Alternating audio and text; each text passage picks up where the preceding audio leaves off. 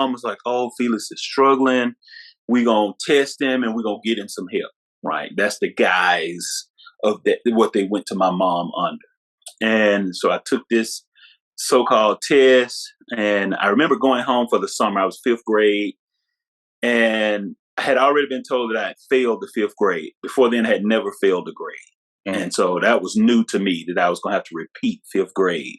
So I go home and I come back first of the school year. I go to the fifth and sixth grade building. I immediately go to the fifth grade side because, hey, I failed the fifth grade. It is what it is, right? And so I go. I could not find my name on any of the doors.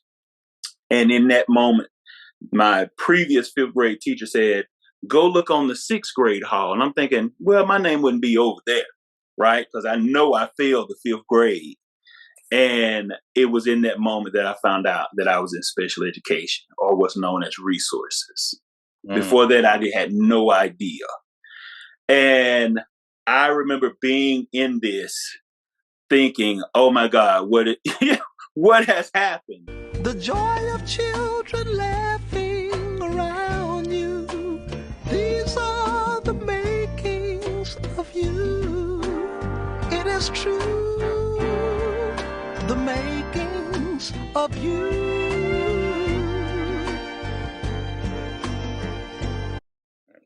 What's going on, beautiful people? It's your host, Mr. D713, or Drake with Everythang Culture, and we're back with another Makings of You.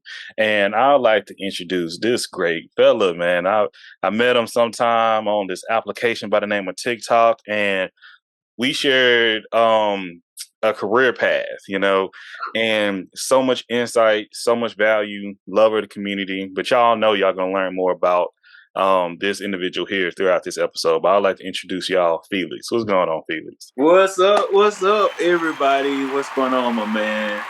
Chilling, happy. It's been a day, but it's better. It's better. I know we've been talking about having this conversation for some time, but not this conversation per se, but a future conversation that absolutely wanting us back with. But you know how we do with all of our guests and our panelists, that we must get to know them first. So, Felix, we talk. Yes, sir. You haven't listened to Makings You, so just let you know, this is all about you. This is your episode, okay? Wow, I'm honored, bro. Like, I told you, I read the title. I was like, no, this is not all we talking about, right? And my thing, I'm just going to be asking questions. We're going to be, I'm going to try not to share all my experience, because this is the makings of you. Nobody can tell nobody can tell the world about Felix better than Felix. That's how I feel. So we're giving the opportunity for you to share about yourself. I would say you can answer the question, yes, no, I don't know. You know how court goes. Listen, it was just in court today, so I absolutely know. But at the end of the day, this is you. So thank y'all. Yes, sir. Ready? Let's get into the makings of Felix. Yes, sir. Let's get it. So, Felix, how do you define yourself? I absolutely would define myself as a person that believes in people. I would define myself as loyal, even if that's to a fault. I would describe myself as a man of God. I am religious. I'm a man of faith. And I'm also a realist, right? And I like to see and meet people where they are, because I'm actually going to be who I am wherever I'm at. And so I would definitely describe myself just as this. I'm just this guy from a little small town in Mississippi, bro, that God has blessed to be where I'm at right now. Okay. We love it. We love it. Great introduction. What cultures do you represent? I am Black American, as well as Choctaw. I probably have very little of that because it's ciphered down over the years. But my great grandmother, who is my grandfather's mom, was Caucasian and Choctaw, and I was blessed to grow up with her. My great grandfather, her husband, passed away 2 months before I was born. So I never got to meet my papa. But my great grandmother absolutely made sure we knew who he was. And so, I'm representing Black America, Choctaw, and Caucasian, man. But definitely identify as Black for sure. Beautiful, beautiful. Where you from? I know you said Mississippi, but where? Yes, sir. I always give a quiz, right? But for the sake of people that'll be viewing, so I'm from a little town called Philadelphia, Mississippi. And most people will say, "Oh my God, I didn't know there was a Philadelphia in Mississippi," right? But especially among my Black brothers and sisters, I always preface it with that it's nowhere to be. The city in and of itself has a long history within the civil rights movement. And if your viewers have ever watched Mississippi Burning, that's where I'm from. Wow. Ooh. Yeah. Okay. Yeah. Okay. So, what is do you mind sharing your age with us? Oh man, listen, God has blessed me. 2 weeks ago, I turned 44, bro. Turned 44, my guy. And this is my second lease on life. In 2012, I was diagnosed with soft tissue sarcoma. And I was actually at stage 4 when I was diagnosed. A family was called in. Wasn't supposed to make it through the first night that I was in the hospital. My grandma was like, "The devil is a liar." And here I am, 10 years or more later. But yeah, so this is my second lease on life. But yeah, just turned 44 2 weeks ago. Blessings. Happy birthday, Yes, by the way. Shout out yes, sir. to your family and those prayers. What's up, my fellow Leo? Yes, sir. We had a good season. It sounds every season's our season. We still right. So I ain't even got to ask you your sign. That was the next question. Yeah, that right there. So, how would you define your childhood and upbringing? My childhood was very rich. It was rich in love. And there was also some hard times. I am the son of a single parent. And I always like to let people know, yes, my mom raised me, but I absolutely knew who my father was. But my mom raised me. She was the primary caregiver. And so there were some tough times in there, but if we had nothing else, we absolutely had love. My family is very affectionate. We're very close. God has blessed us to live on our ancestral land.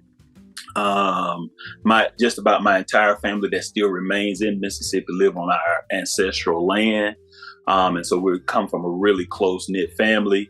So yeah, it was enriched. It was full of love, full of affection, some heartaches here or there, but for the most part, I had a really good childhood. Wow. Love it. Do you have any siblings? I do. I have one blood sister or one blood sibling. She's my big sister. She's married. Have an awesome nephew who's 14, who is an absolute genius. And if you follow me on TikTok or any of my other social media, you will absolutely know that I love this kid with my very being. And I have a brother, but he's not my blood brother.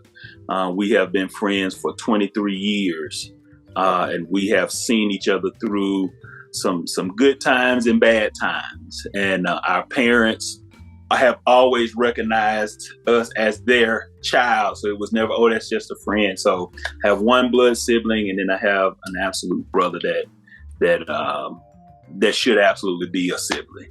I feel that strongly. Absolutely. Yes, sir. All right. So what all do you represent? What do you mean? Like, I can represent a lot. Exactly. When you step out, like, hey, what is Felix affiliated with? Yeah. So first thing, Felix is going to always represent his Lord and Savior, Jesus Christ. Amen. And I'm unapologetic about that. And so that's going to be the first thing you'll always witness about me. I'm going to come down. I'm represent, as you can see, I got my fraternal letters on tonight. So I'm going to always represent Phi Beta Sigma. God has blessed me in that I'm 22 years strong within the organization now. I'm going to always represent Mississippi. I cannot hide this accent from nobody. And so I'm going to always represent the great state of Mississippi with all of her flaws. That is home for me. I'm going to represent someone who absolutely cares about children and families, which I have absolutely made my life mission.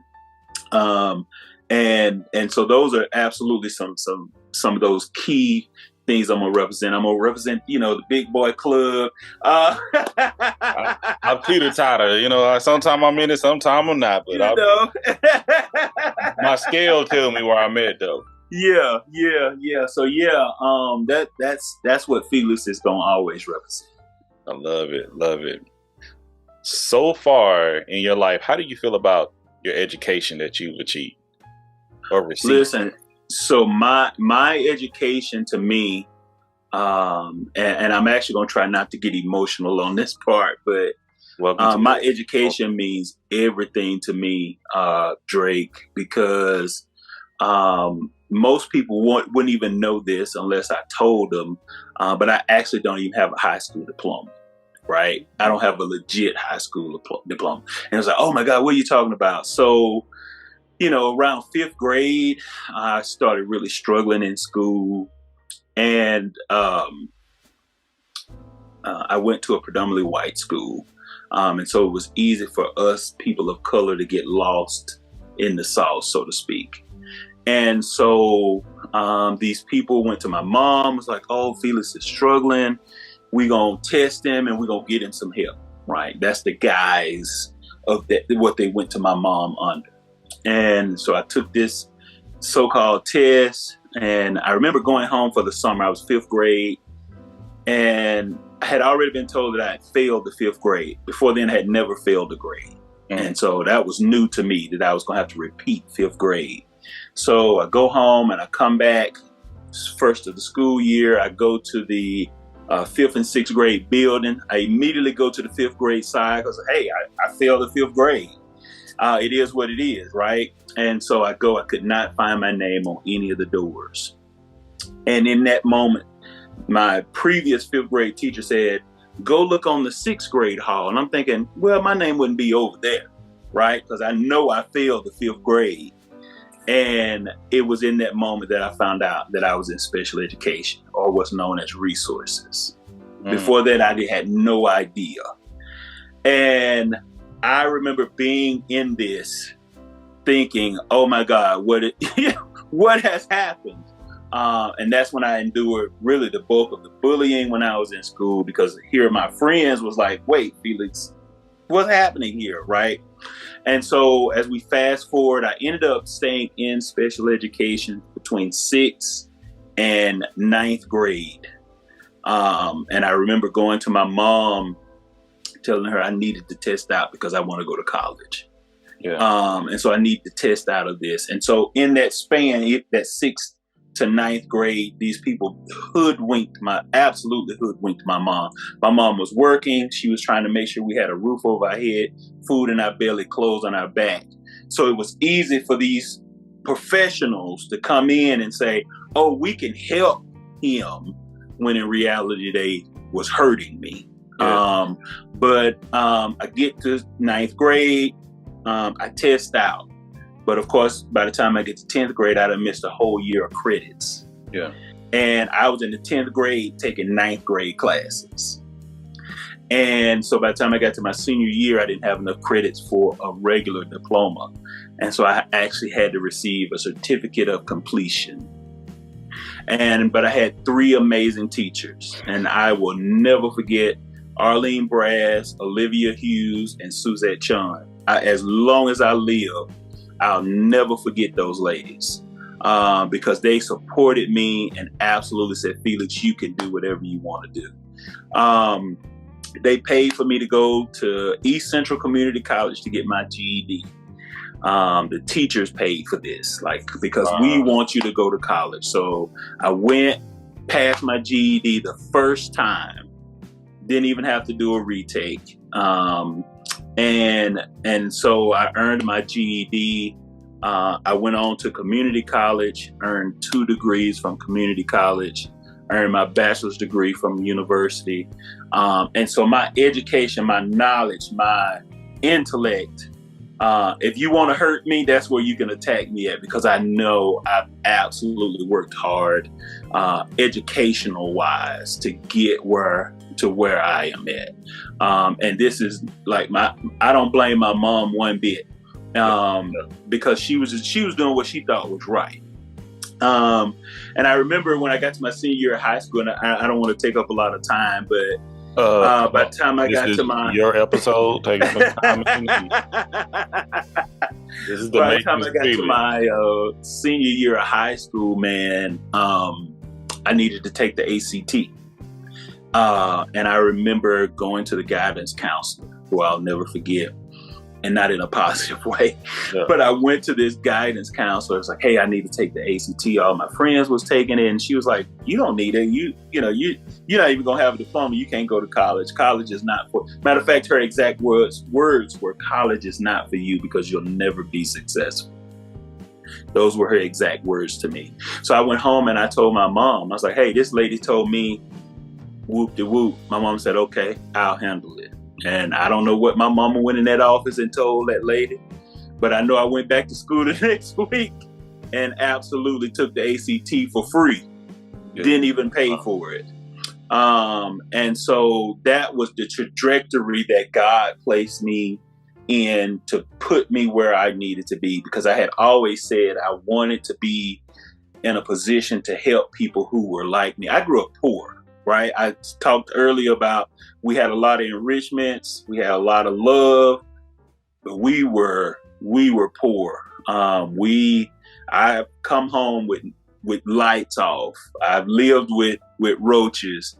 I have had to go to the next door neighbor's house to eat dinner because we didn't have anything. I watched my mama cook a boiler of rice, and it was just enough for me and my sister. So the way I live now, my life, right, is a reflection of that my mom raised us to be thankful and humble for what we do have. And I live a good life now, right? I don't want for anything, but I remember those days because it was those days that made me who I am. And so, yeah, my education is absolutely paramount to me. And it's also an ode or a shout out to my mom. My mom grew up during the Jim Crow era, and my mom was an absolute genius. And I used to love to hear my grandmother talk about her. And so my mom was an absolute genius, had a full ride scholarship to Alcorn State University, and they integrated schools. And the moment they integrated schools, my mom lost her scholarship. And so she never got to go to college. And my grandmother and my grandfather, they got 3rd grade education. So they didn't know, they going to the man like, hey, can you help my daughter? And it was like, oh, no, she don't need to do this. She can come work here. And so my mom wanted to be an interior decorator. And so one of the local business owners in our little small town of Philadelphia, who had absolutely the power to send my mom to school, chose or thought that it would be best for her to just come work for him and decorate his store and keep his store decorated as opposed to her going and earning her degree. And to just tell you how God works, I have a younger cousin. Her name is Jada. And Jada, some 40 years later, is now in college to get her degree in interior design. Blessings. So you see how God just bring things around. And she was so shocked even when she found out that's what my mom wanted to do in life. And it's almost like a memorial to my mom that she's now going to have that degree. And man, first and foremost, thank you for sharing with us everything. Thank y'all for listening. Once again, this is the Makings of Felix with Everythang Culture. And brother, like once again, we can talk a whole lot for everything you just covered, but we got to keep it moving. Yeah, we got to keep it moving. Because we still talking about you. We still talking about you. You just don't know what you're getting yourself into. So our next question is: when did you have your first sense of responsibility? My first sense of responsibility probably came around the age of 8, 9 years old. The home I grew up in, you know, being a product of a single mom, everybody had to pull their own weight. So my responsibility was cutting grass every Saturday morning, and I had to make sure the trash was taken out. You know, I was a little rotten because my mom made my bed. Matter of fact, my mom made my bed up even all the way into college. So, but that's a whole nother story. But I never had to wash dishes. But my absolute, about 8, 9 years old, it was cutting the grass and making sure the trash went out once a week. All right. What was your first job? My first job where I paid taxes. Yeah, I was just about to say, first place you had to pay taxes. Was at the Sunflower grocery store on Main Street, Philadelphia, Mississippi. I was sacking groceries, $4.25 an hour. People don't even sack groceries no more. That's the thing. You don't have sack. That was my primary job, was to sack groceries. And then back then we even took the groceries out to your car. I was telling somebody that recently up here. They're like, "Where was that done?" I'm like, yes. I think that was a Southern thing. I don't think they must have been. Because I'm like, I was talking to some people my age and older, and they're like, "Take groceries out to the car." I'm like, yeah, like once you put it in your buggy and you paid for it, you didn't touch it until you got back home. That was it. Made sure it was double bagged. Look, so much has changed over time. So much has changed. Yes. How were you disciplined growing up? Oh man, my mom was a rough disciplinarian. We absolutely got spankings. As what we say in the South, we got whoopings. We absolutely got whoopings, but I can say that those whoopings were absolutely coated in love. I never remember my mom spanking me out of anger. I never remember my mom abusing me in any kind of way. And I can honestly say, and this is, my mom dead and gone, so I can say what I want to say about her, but I can absolutely say that my mom, every whooping I received, it was for correction because I absolutely had done something. So yeah, man, listen, my mom was a no holds barred. My favorite story is I always talk about when I got a pair of shoes one year for school, and I was mad those shoes came from Walmart, and I was mumbling and grumbling about them shoes, and our kitchen and living room was separated by a wall. I didn't know my mom was in the kitchen, and I just remember a broom handle coming around the corner. So that was today that would absolutely be abuse. Yes. I would be knocking on somebody's door right now for that one. I can't laugh too. I did abs yesterday. It's hurt for me to I didn't let out like I want to. Goodness, but abs will understand that. Yes, sir. Man, thank you. Who has been the biggest influence in your life? My biggest influence? My biggest influence is probably, I had a football coach by the name of Scott Hill. He was an assistant football coach, white guy. And he was a young college student from Mississippi State University. And here I was, this young 10th grader going into high school, and somehow we connected. And this man absolutely supported me through high school, supported me even into my first few years of college. I went to college about 90 miles from home, and he would absolutely take me to campus if I went home on the weekends. Him and his wife would always put some money in my pocket when I would go back to campus. And so Scott Hill was absolutely one of my biggest influencers. Shout out to Mr. Scott Hill. Thank you. All right. If you could recommend a book, a movie, and a television series, what would you recommend?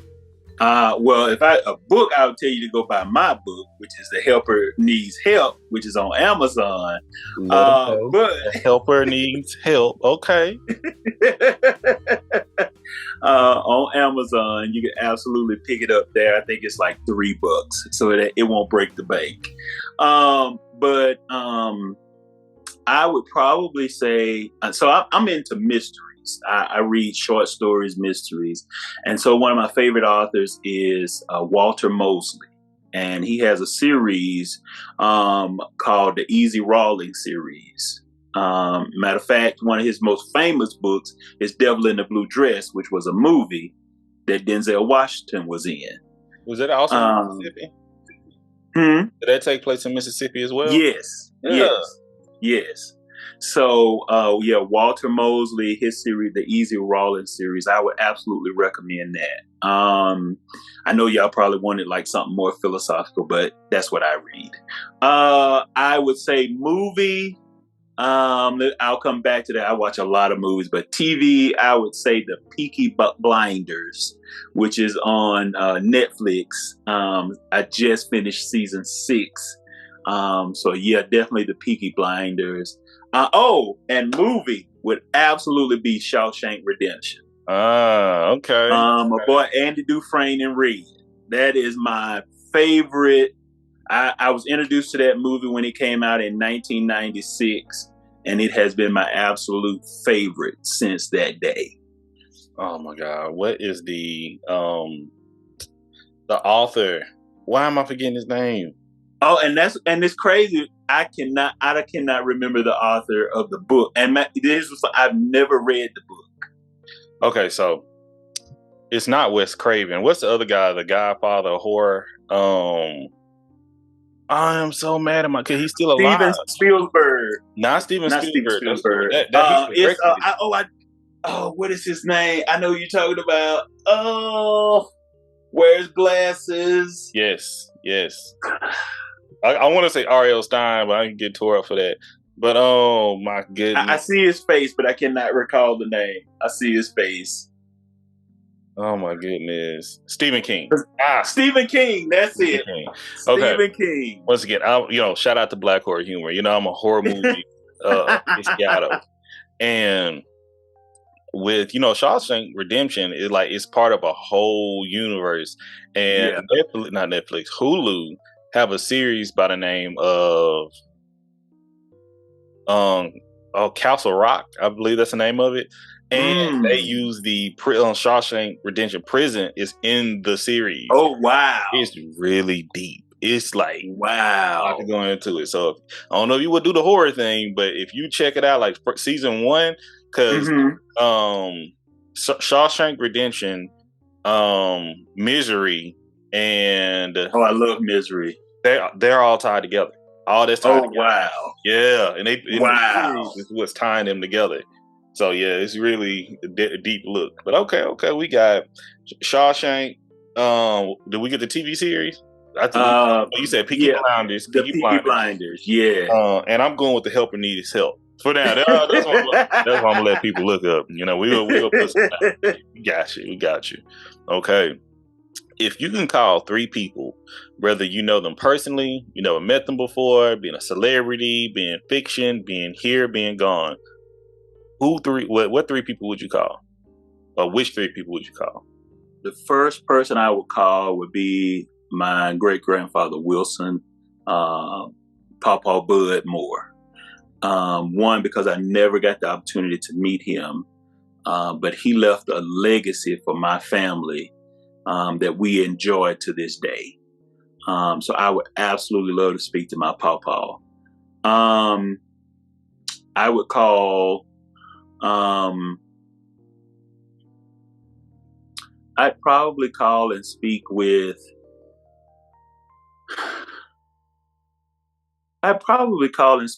Frederick Douglass, and I know that's like one of those. Oh, okay, that's a given, right?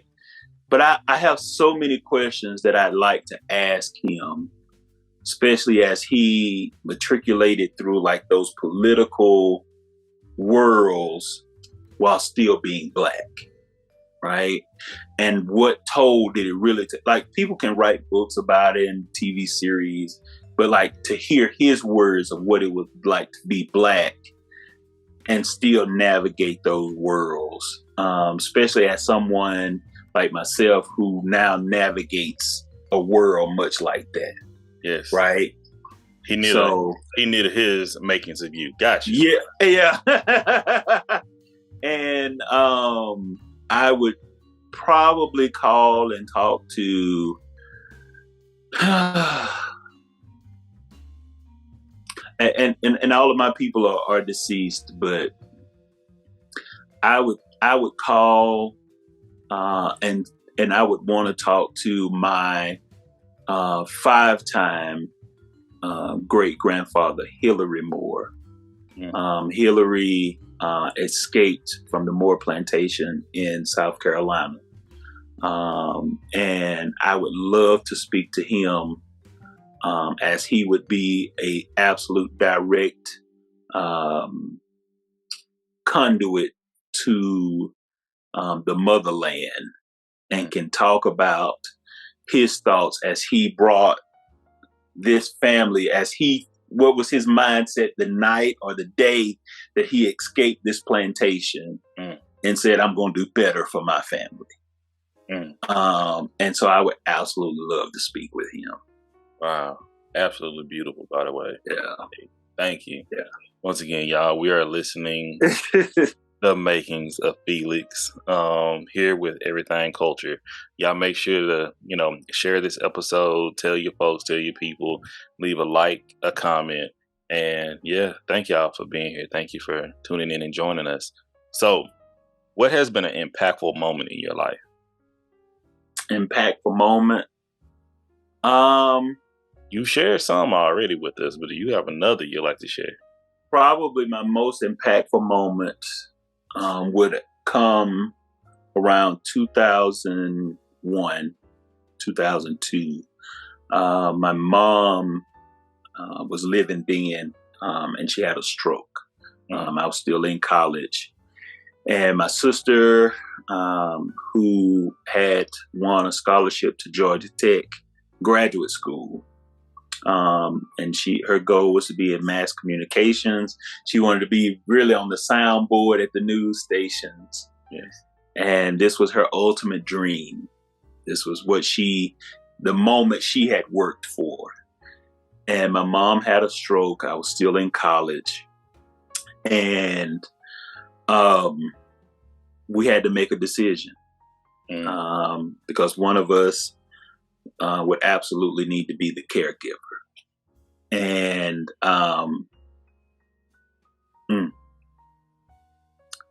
my sister walked away from her dream and came home back to Mississippi. And I remember my plan was to drop out of school, because somebody needed to get a job. Somebody needed to make sure the mortgage was going to get paid, and there was going to be food on the table. And so I made the decision. I remember going to my dean of students, Dr. Buckaloo, and it's like, yeah, I'm leaving school. This is what's happening. And all these professors like, no, don't do this. What good is it going to do you to go get a job at McDonald's?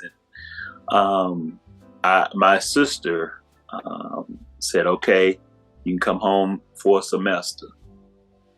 And so I went, I got a job, and semester was going by. Summer came, it was time for band camp. And my letter for band camp came, and it went to my mom's house. And so my sister intercepted it, read it. I was in Birmingham, Alabama, and my sister called and said, your letter for band camp, your room assignment, and this, that, and the other. So it's time for you to, head back. And I said, oh, no, I'm not going back to school. What are you talking about? I'm not going back. And my sister flat-footed cussed me out and said that you're going to take your ass back down into that school. And I went back and absolutely would not be who I am today without my sister making that decision. And so that is my most impactful moment. Wow. Yeah. Thank you, Felix. Yeah. Man, you sure you ever listened to the Makings of You before? And shout out to the sister, man, for flat-footed cussing you out and making sure you're in business. Thank you. Yeah. Okay. What is your theme song? My theme song?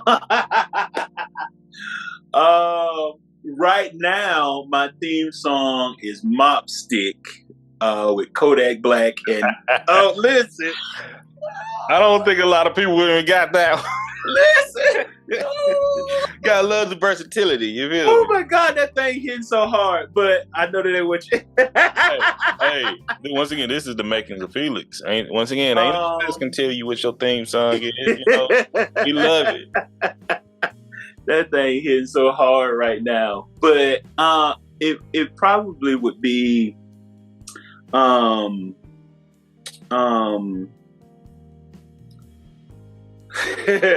so you know what? I honestly don't know. I listen to a wide array of music. I listen to gospel, trap, R&B, some country, and I don't know that I have a specific song that would absolutely be what I would walk in the door in or door on. So when I became a member of Phi Beta Sigma, we have, probates, and those who know what that is, you absolutely know what that is. And so I remember being this 21-year-old kid running out on the tunnel to juvenile, back that thing up. And so oh man. So I can tell you, if that song comes on, I'm gonna absolutely lose it, because that song means so much to me over the last 22 years. So yeah, God, it's crazy how old that song is, man. I think that song means a lot to a lot of folks. I was like, man, I got some memories and stories to back that. Let me tell you, that was one of the first. I remember. I went. Once again, it ain't about the makings of Drake. One of the first concerts I went to in my life was in 2000. Like, it was 99 or 2000, one of the two. Mm-hmm. But it was Aaliyah, Casey, and Juvenile, and that, like, when back that that thing was first came out. Oh, brother. Yeah, couldn't stop nothing right there. Good times. Okay. How do you define joy? I define joy with actually I mix it with pleasure, and and even in pleasure, those things that I find pleasurable, that's where I find joy. I find joy in worship. When I'm in service, or even in my car driving down 270 going to work. I define joy and pleasure, again, to me, that's interchangeable. In when I'm able to connect with my friends, connect with loved ones, when I have a success story on my job. And those are few and far between in what we do, right? Don't get me started. So that's how I define joy. Watching my nephew become the man that he will absolutely be. I find joy, or define joy rather, as those things that I absolutely find pleasurable. Love it. Thank you. What privileges do you benefit from? This is a hot topic, right?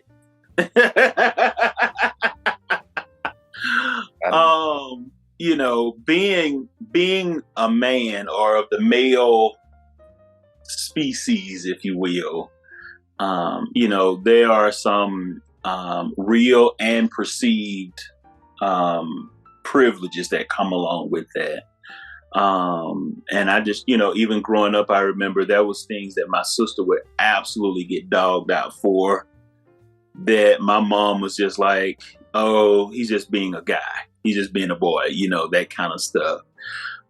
Currently, honestly, my current position, being a man, is absolutely a privilege. And outside of my skill set, my degrees, that's probably what got me through the door. And because in my profession, men are few and far between. And so most places, black men are few and far between, or as my grandmother say, slim to none. And so that has absolutely afforded me some privileges. And there are some things that I have seen even my coworkers kind of get, I'll use the word scolded. And I've gotten grace because I was a man, a black man, right? And so, yeah, that that would definitely be some privileges that I have I've been afforded. And people may say, well, black men don't have privilege. We absolutely do. Man, up at levels, right? Yeah. So let me stop. That's a whole nother topic. That later. Right? We'll talk about that later. We shall talk about it, though. We shall. But thank you. Okay. And what areas do you need to heal? In the area of disappointment. I talked earlier about my childhood and kind of some of the things. I talked a lot about the good things, right? But there are absolutely some dark days. And so as a result of those dark days, I struggle with trust and disappointment. And so those are areas where I am constantly seeking healing, because, you want to let people in, right? And so because this fear of disappointment, you hold people at bay. And so, yeah, that is definitely an area where I struggle and am definitely seek healing from, is disappointment. Thank you. And what areas, or matter of fact, let me switch that up. What or who makes you feel safe or secure? My grandmother,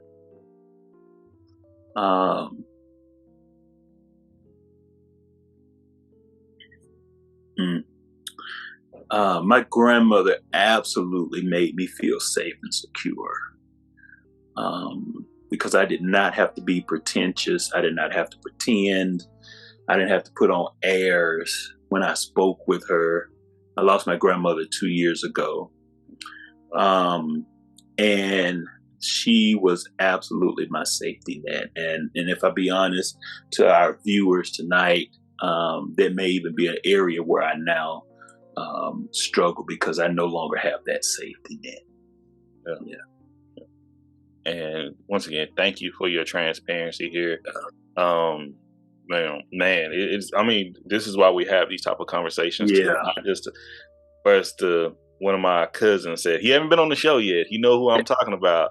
It kind of serves as almost, I used to say like a mirror. He said, no, it's more like a window. Because you can see into the future and you'll be able to see yourself at the same time. Yeah. And I usually tell people, make sure to bring your clinics before you Listen, come. I'm gonna see you. Hey, you ain't the only one. I'm gonna send you some other episodes that I'm like, hey, when you say you haven't listened, I'm like, okay.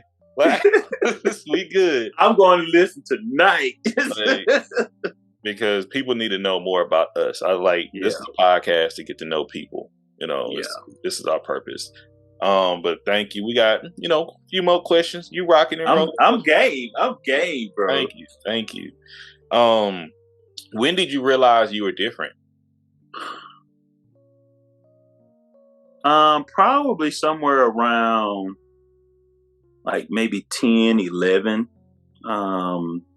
I knew that I at that time, I was absolute church boy. I was a mama's boy. I absolutely stayed under my mama's coattail, my grandparents, great grandparents' coattail. And I knew I was different because there were things that my friends cared about that did nothing for me because I was totally committed to this world of ministry, if you will. And I'm sure at that age, I didn't know to call it that. But I always knew I wanted to help, which is something I mentioned earlier. And so one of my favorite stories I like to talk about is my great-grandmother, which was my grandmother's mom. So I grew up with both sets of great-grandparents, by the way. So I was absolutely blessed. Yeah. My great-grandmother had a next-door neighbor named Miss Susie.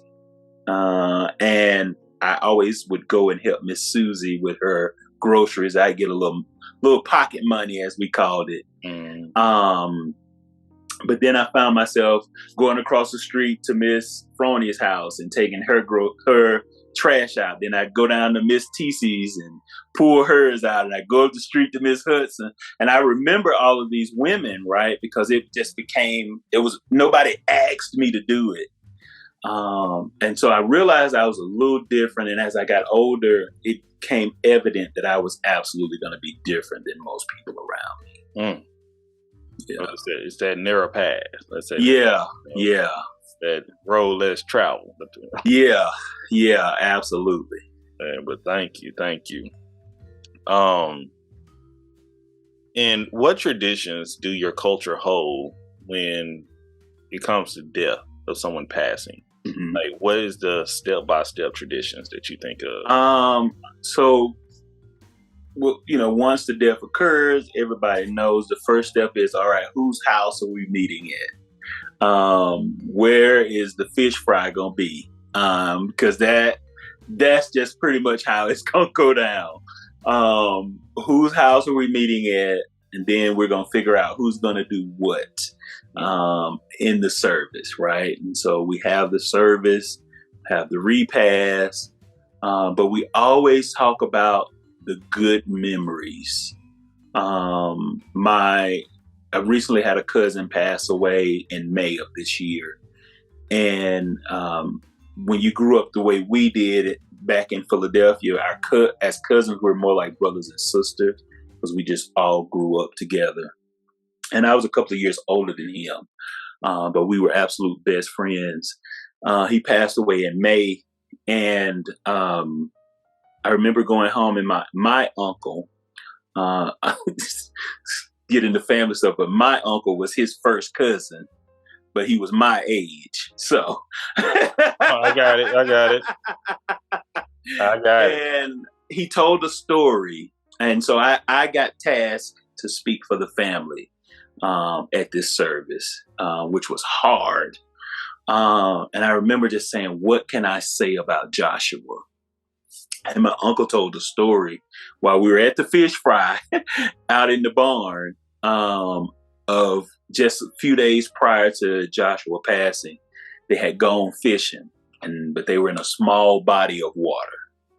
And Josh was like, cuz I want to get one of them big mouth basses, And my uncle is telling this story, and he said, I told Joshua that I would take him to the big water and we'll get him a big mouth bass. And so as I pondered on that, and here I am, got to speak for the family, and I'm writing this down, and it just dawned on me that, and I remember I was speaking to my uncle at the service, although I was speaking to the crowd, and I called him by name, and I told him that, it wasn't for you to take him to those big waters, because the greatest fisherman of all was going to take him to those big waters. And so that is like part of our, at least my family is, so there's always a representative that speaks for the family, and it's a big deal.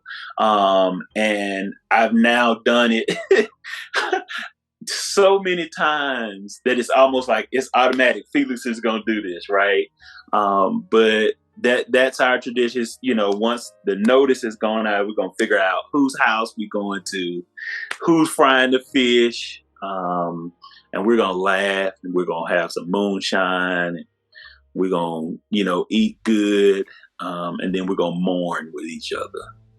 Yeah. Man, thank you for sharing once again. Seriously, I really appreciate this exchange of cultures. We greatly appreciate that. What are you responsible for? I'm responsible for me. No. Hey, step number one. Listen. Step one.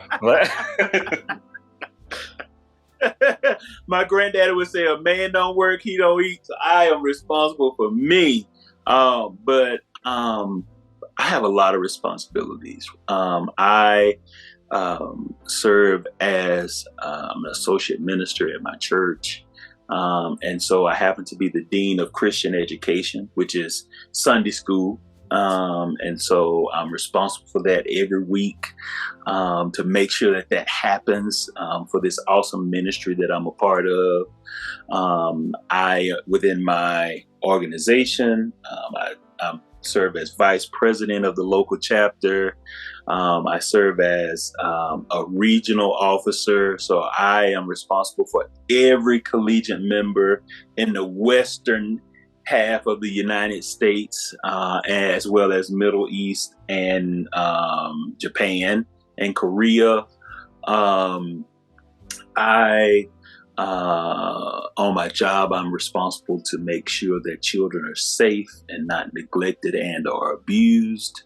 And I am responsible for being an example to my 14-year-old nephew, who has an absolute awesome dad, by the way, but I've taken on this responsibility. Because I want to see nothing but the best for him. And, those are the things that I am currently responsible for. That's a lot. Oh no. Hey, once again, we're going to talk about that later. Thank you. All right. So you have a biopic that's being made about you. Okay. Who would direct it and who would play you? All right. So it's funny, me and my best friends, that we've actually had this conversation. And so Forrest Whitaker would absolutely play me. Hey, when I was prepping, thinking this question, I promise you, he gonna say Forrest Whitaker. I wish I could have wrote it down and just showed you. That's I was like, man, because you remind me, it's a movie that he played, and your demeanor and your status, I'm like, oh, it got to be one of the Whitakers. It got to be one from the South too. Yes, and he's my frat brother.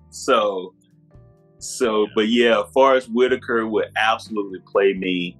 Directing,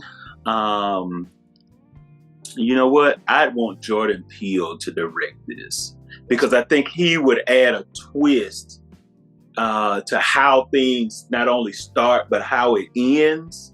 And so I would absolutely love for Jordan Peele to direct this. Like, if y'all could have read my mind, because I was like, man, because every time I ask this question, all these questions, I always think about mine as well. Mm-hmm. And because I just added, I said, man, I would put Jordan Peele on mine too, because it's the exact same reason. Yeah. I want mine to be.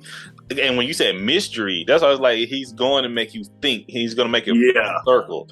But okay, good. Love it. We got a few more. All right. So, if you are wealthy beyond any means, money was not an issue. You could do whatever you wanted to, but you had to have one job. You had to keep one career. What would you do?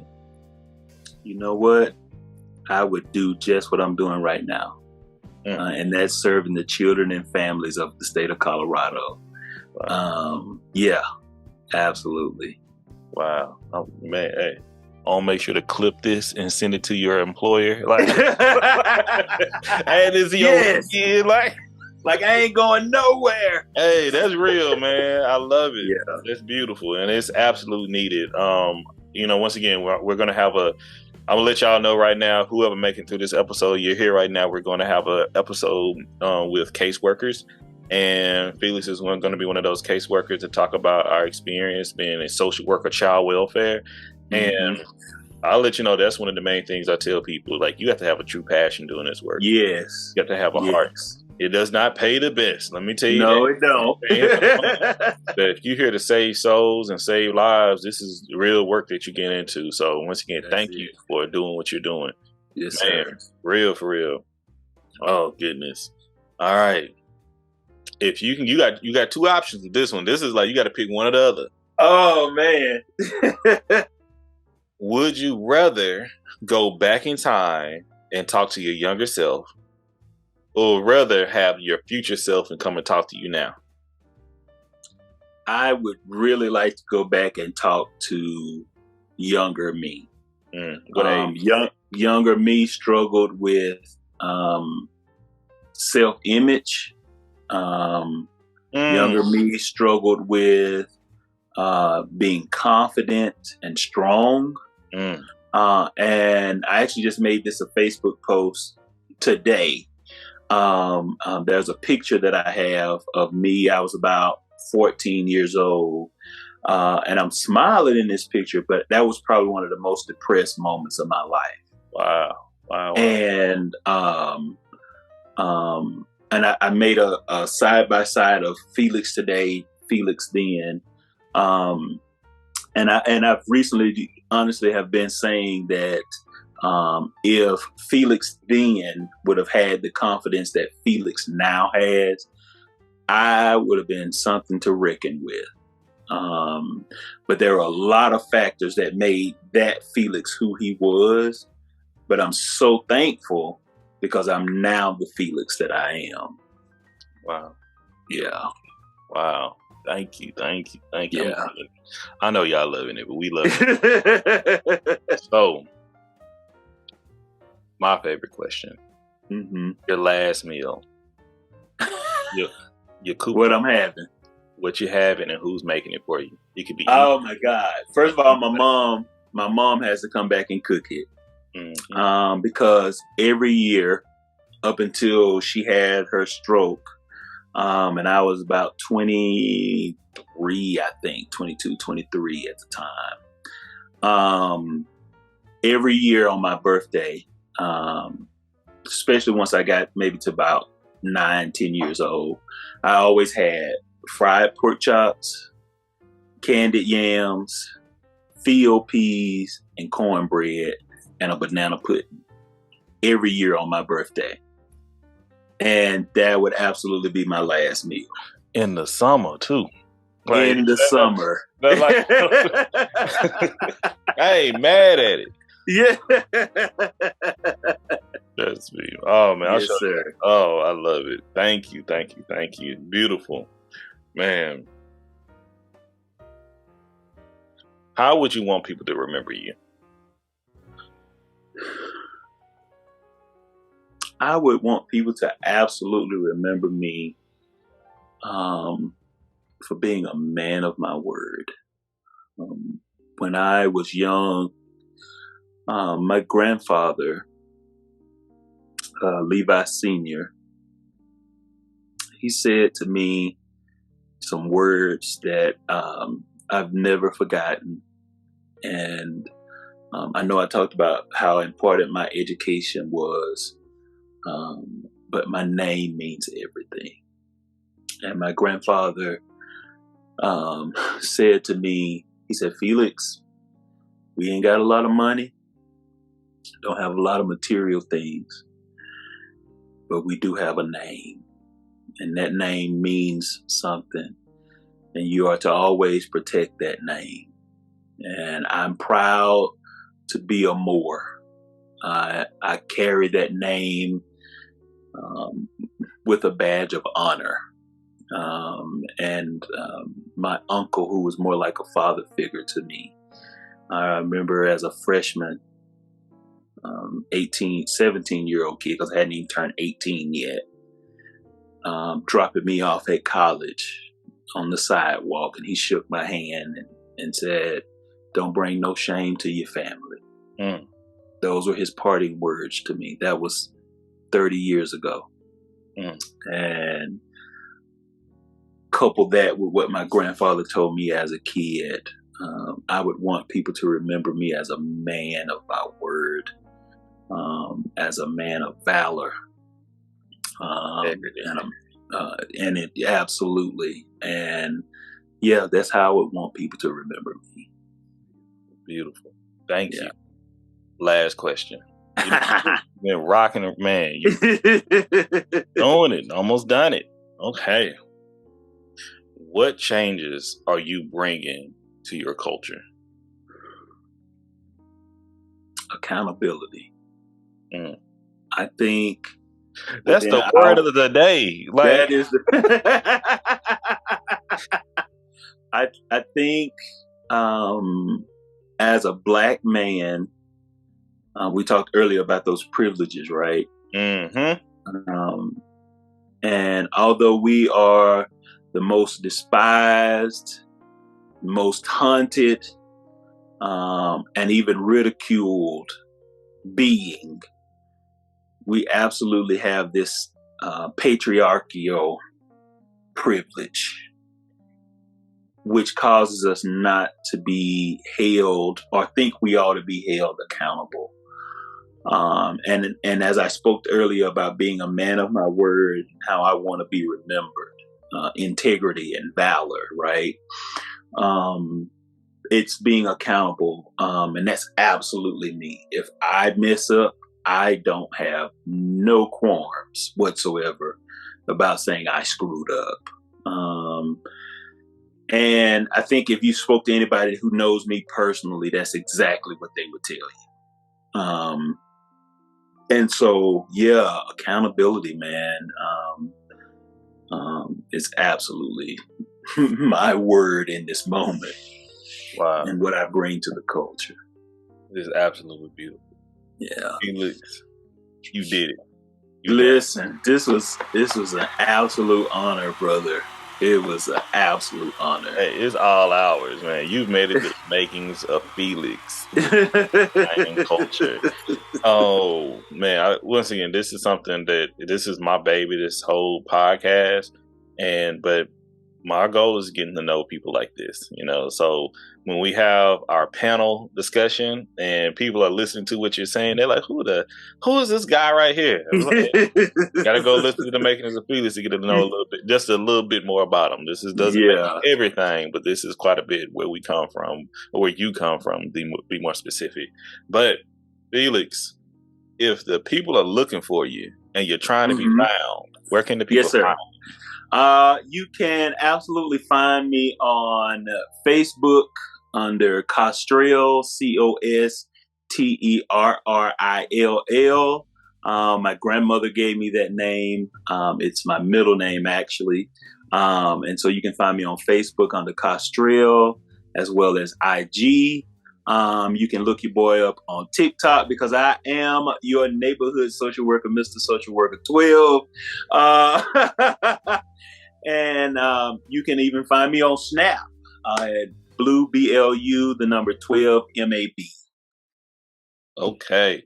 I love it.